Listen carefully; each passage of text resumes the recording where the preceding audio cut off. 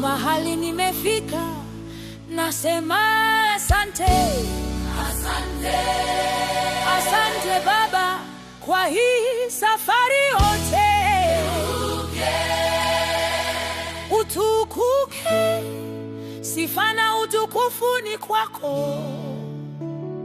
Vita vya maneno magumu nimeshindwa. Namwacha apigane mwenyewe. Kinywa changu ni cha kumsifu Mungu, muumba mbingu na nchi.